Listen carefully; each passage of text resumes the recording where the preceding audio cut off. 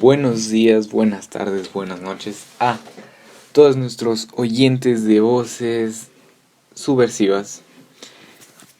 El día de hoy estamos terminando al fin esta travesía con el audiolibro de La Última Pared Roja de Pablo Artieda. Un libro que tiene un futuro bastante distópico, muy futurista, que topa temas de aspectos psicológicos, toques nerviosos. Te pone siempre en una trama. Como dije, se me viene a la mente el color negro, el morado y el amarillo por ese misterio, ¿no? Que apenas hay luz, está en época de nieve. Pero bueno, sin más que decir, sin otro preámbulo, empecemos con el capítulo 39. Nos quedamos aquí la última vez. Así que vamos a ver. 39. Pensó terminar en poco tiempo el recorrido y al fin escuchar esa música que cubrió la atmósfera del auditorio circular durante el final de los ensayos, cuyas escenas habían espiado como un vulgar delincuente. Luego de haber escuchado al director de la obra pedirle que ensaye esa última escena en su casa, todo el tiempo sin salir de ella y sin importar si lo hiciera más de 1000 veces, hasta sentirse completamente segura para esa gran noche. Se enteró que ya no había más repasos en el teatro. Ella había confesado que desde un principio practicó solas en su morada, aunque no con la persistencia de ahora. Así, Felipe tuvo al fin la certeza de que Soledad estaría totalmente encerrada. Probablemente se encontraría escuchando aquella marcha fúnebre una y otra vez, sin importar la hora, el día, el afuera, la luz o la oscuridad. La música era la única clave que lo llevaría entonces a descubrir el apartamento donde vivía. Angustiado seguía en aquella sesión, desconcertado por las horas gastadas sin obtener resultado alguno, sin escuchar ninguna cadencia familiar, ningún compás, ninguna marcha en aquella interminable marcha que parecía llevar al mismo lugar infinito, hacia un espacio sin nombre, sin vida, sin color. Un hueco oscuro y vacío como aquel que a veces se actualizaba en su memoria, semejando un cruel castigo. Una condena, una hoguera donde corría el peligro de consumirse tan solo de revivirlo.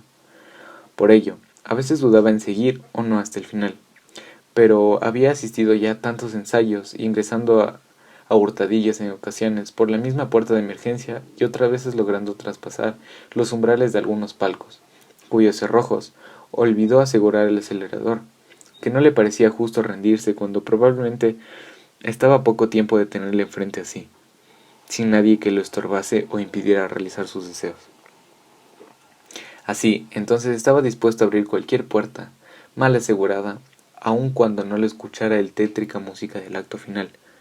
Era parte del juego, del riesgo, de la apuesta al todo o al nada, de la locura en la cual se había embarcado.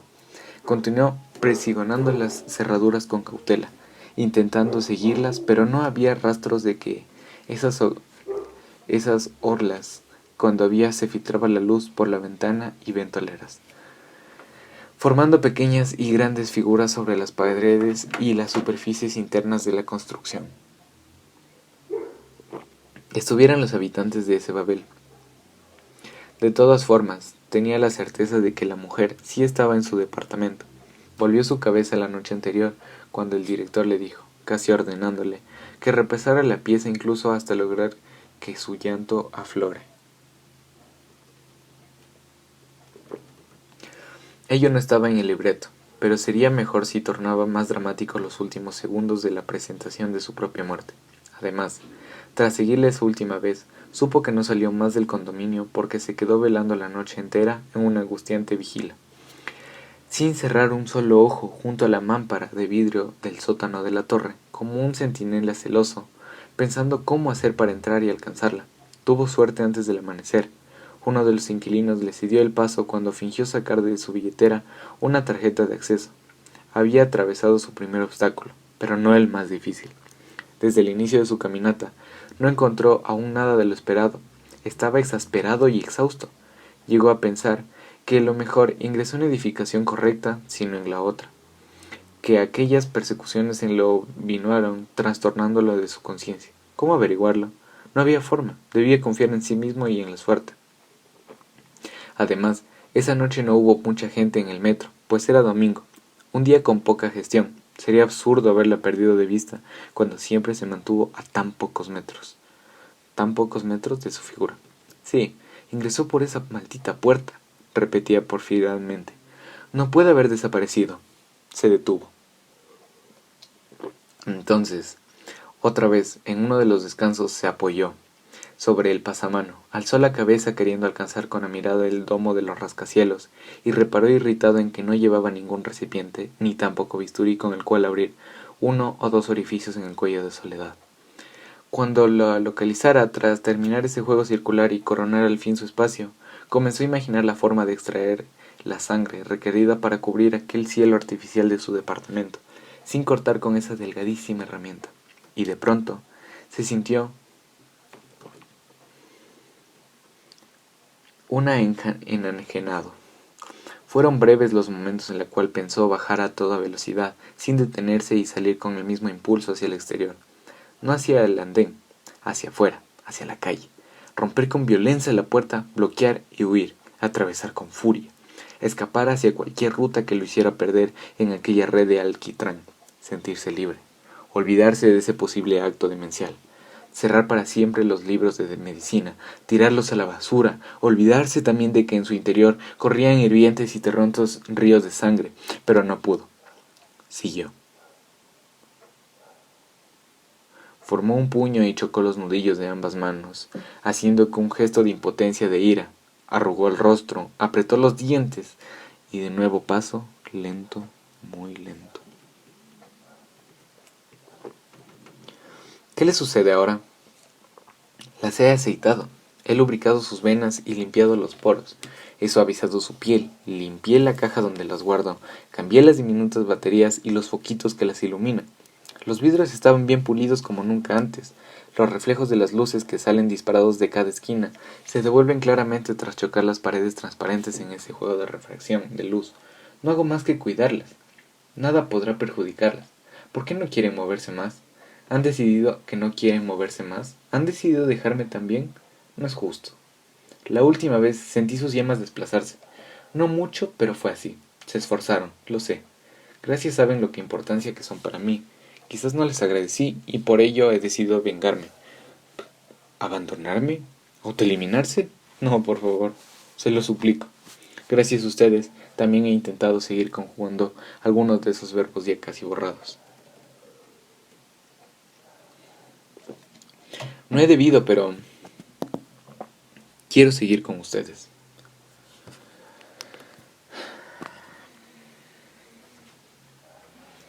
Estoy demasiado acostumbrado a tenerles cerca, muy cerca, a mirarlas en la oscuridad cuando apago la luz desde la habitación y solo me quedan encendidas esas 8 esquinas, recordándome que son mi más preciado tesoro.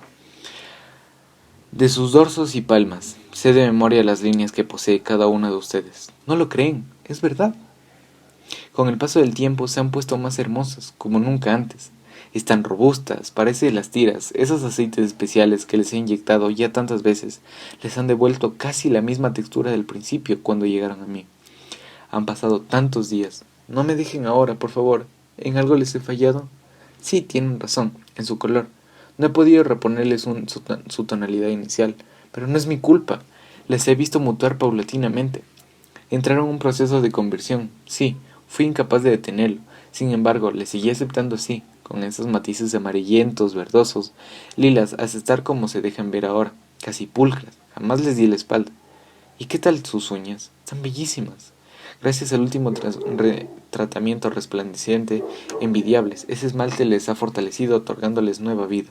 No me abandonen, no, por favor, no hagan esto, es injusto. ¿Ya llegó? Sí, ahora la necesito. Ella está ahí, ¿saben?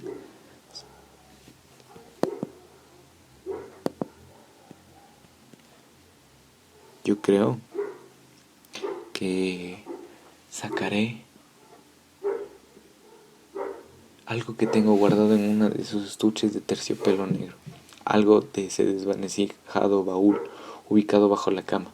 Son por ustedes, se los pondré. Los dos son de oro. Estos anillos calzan a la perfección en sus anulares. ¡Qué hermosos, ¿verdad? Las lucecillas los hacen brillar aún más. Sus manos seguían aferrándose a las viejas barandillas, ahora subían en puntillas, gradas por grada, moviéndose con pesadez la cabeza. Temblaba, al llegar las esquinas de cada piso donde se desdoblaba el pasamano y aparecían los largos pasadizos en cuyos costados se miraban las decenas de puertas blancas cerradas. El corazón se aceleraba, le palpitaba a punto de explotar como si estuviera oliendo y sintiendo en ese quinto grupo sanguíneo. Entonces continuaba tocando las cerraduras y estaban superficies de madera. Abría las palmas totalmente, dejando las yemas de sus dedos familiarizarse con cada una de esas. Su mirada obstinada seguía la ruta que recorrían esos pequeños miembros obstinadamente. No hacía nada más que caminar con sigilo, paranoicamente, palpando todo como un ciego, pensando que de un momento a otro podía abrirse de una de esas puertas. Su caminata se tornaba interminable. Al paso que iba, aún requiriendo de mucho tiempo para completar esos rascacielos, cuando se detenía y miraba hacia arriba, notaba que el panorama variaba mientras seguía en ascenso. Percibía el mismo silencio y monotonía. Mientras tanto, las manecillas de su reloj seguían marcando las horas, diciéndole el poco tiempo que le quedaba de luz, pero no estaba dispuesto a detenerse ya. Aquel graderío le inducía a seguir avanzando. Cerró los ojos y vino a su mente otra vez aquella fantasía en la cual aparecía el recorrido de sus venas, pero pronto fue de espaldas por la imagen de Soledad Puertas. Fantaseó también que podría internar sus manos bajo las membranas de ella y formar un pequeño túnel hasta llegar a los conductos venosos, agarrarlos a alguna forma, apretarlos y dirigirlos hasta esa yugular que había simulado.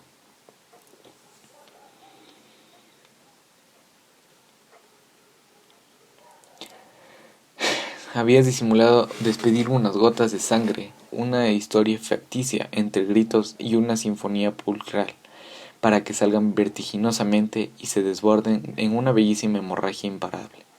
Solo el hecho de creer en tal posibilidad le producía un intenso placer.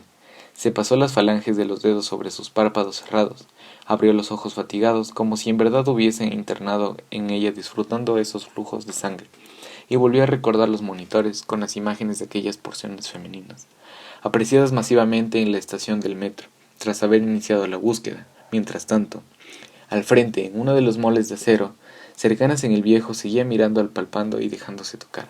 4 ojos y 4 manos. 2 ojos artificiales como potentes lupas, 2 ojos reales a punto de salirse, 2 manos muertas con amantes imaginarias, 2 manos trémulas a punto de perder sus sentidos. 2 manos trémulas a punto de perder sus sentidos.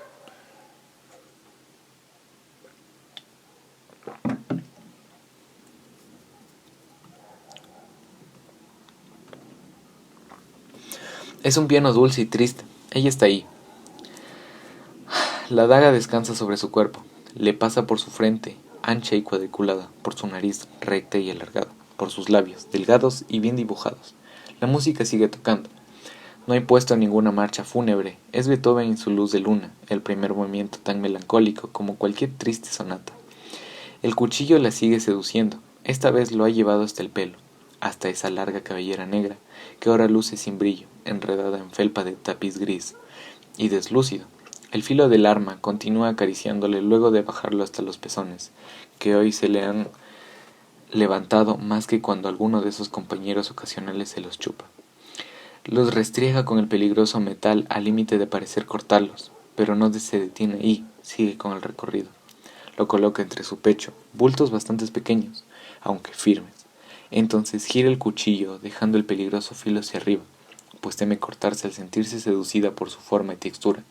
El abdomen es el próximo paso, un espacio sobre el cual sentir ahora la dureza del instrumento. Beethoven sigue tocando. Los acordes cambian de ritmo y parecen extasiarse con aquellas escenas extrañas y tensas. Ella también expresa sus sonidos agudos y graves, aunque bastante desentonados. El punto de equilibrio, hacia allá conduce.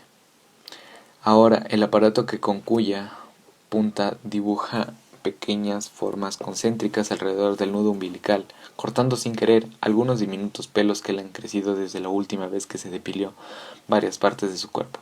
Abre un poco más los labios, deja ver la parte de la dentadura, y enseguida la tapa con un arco formado por esa lengua. Está disfrutando, no hay duda. Ha llegado hasta la parte baja del vientre. Allí detiene el cuchillo bruscamente, a pesar de abrir parcialmente las piernas y dejar que alguien, un ser casi imaginario, vuelva a apoderarse sobre ella desde lejos, como tantas veces. La melódica toca más fuerte. De su voz, en cambio, vuelven a salir esos bruscos sonidos que, a ratos, contrastan con la ternura expresada en el rostro. Está por terminar. Han sido pocos los minutos desviados de su hora diaria rutina de entrenamiento. Ahora se incorpora. Está deprimida, pero lo hace. Camina 2 pasos hacia el mirador, mostrándose en otro día gris, así como está. Triste y queriendo decir algunas palabras que quizás puedan hacerle eso otro conjugar nuevamente aquellos verbos ya difusos en su memoria. Enseguida, tras bajar la mirada por el fuerte resplandor que amenaza sus ojos, va a la recámara más sombría y solitaria que nunca. Así la percibe ese momento, y vuelve a poner el mismo movimiento del músico alemán, elevando el volumen al máximo, preparado. Asimismo, la marcha fúnebre que había grabado varias veces en un diminuto disco esmirelado. Los sonidos llegaron bastante tarde, pero no lo suficiente para claudicar. Fuertes y débiles se difuminaban entre los bordes de los pisos, pasillos, que seguían subiendo y amareado y bastante enredado a pesar de la estructura plana, regular, repetida en cada uno de esos niveles. Aceleró el paso. Había dejado de hacerlo entre tanto pensamiento desencajado, imaginado de una cordura al cual aún, de alguna manera, seguía aferrándose para no romper uno de los cientos vidrios y lanzarse al vacío.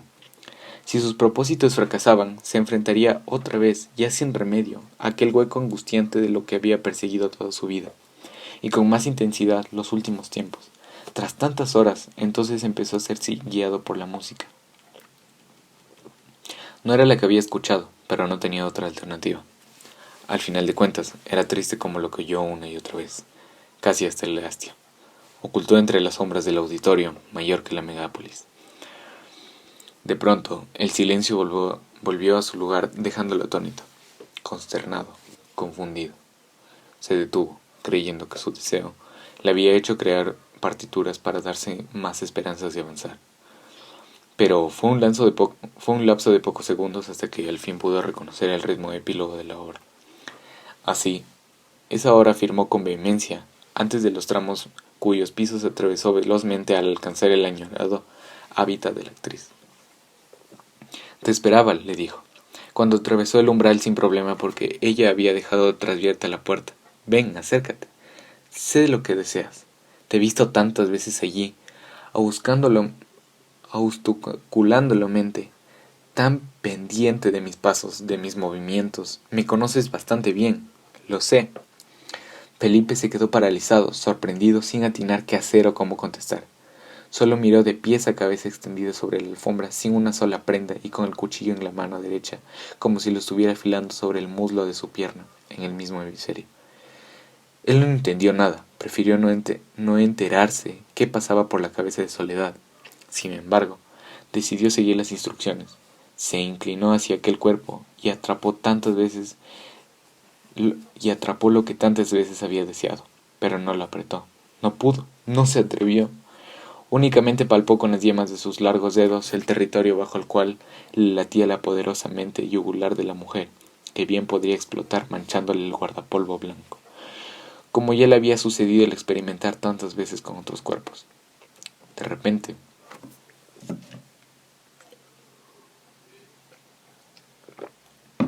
cuando esa marcha fúnebre, reproducida por el aparato sin cesar, daba un giro hacia una de las notas más conmovedoras, la mujer cerró los ojos, entregándose entera.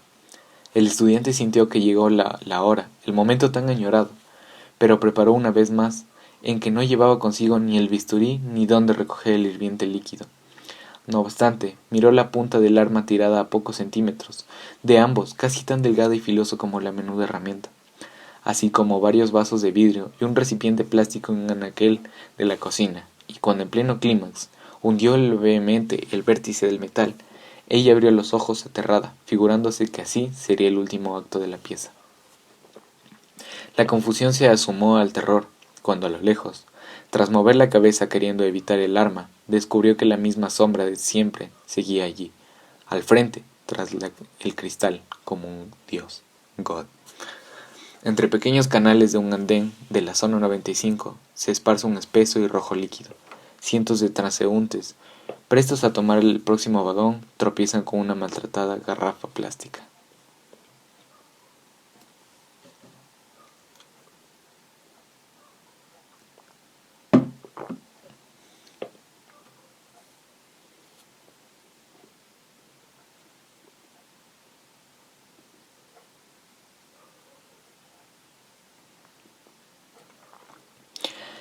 Entre pequeños canales de un andén de la zona 95 aparece un espeso y rojo líquido. Cientos de transeúntes prestos a tomar el próximo vagón tropiezan con una maltratada garrafa plástica. El celador se la trajo. Aún tenía manchas de sangre frescas en las uñas, los dedos, los dorsos y las palmas. Manchas de ese rarísimo tipo sanguíneo que tanto le costó conseguir a Felipe, quien solo alcanzó a mirar, tocar, oler, sentir y probar la sustancia, recordando momentos de añorados y nostálgicos en su casa en la morgue, donde nunca supo que él había exprimido sus muertos. Bebió un vaso de aquel preciado líquido antes de almacenarlo en el recipiente.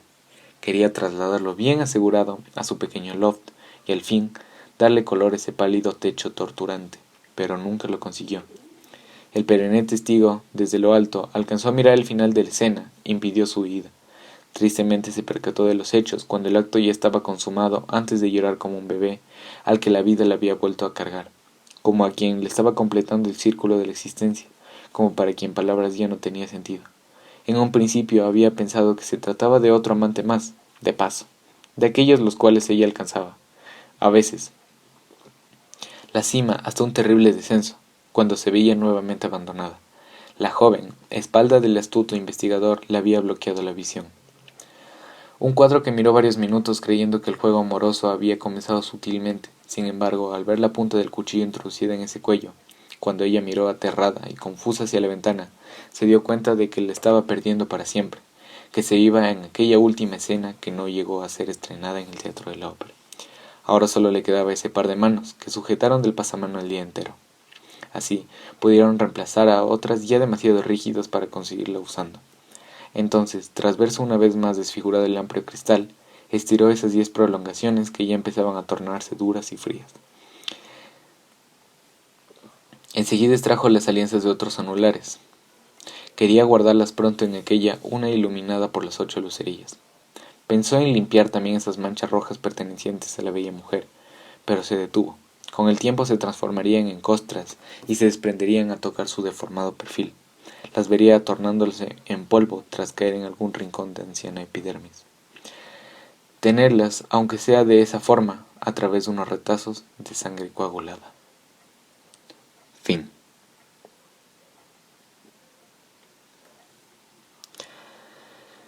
Wow. Un libro muy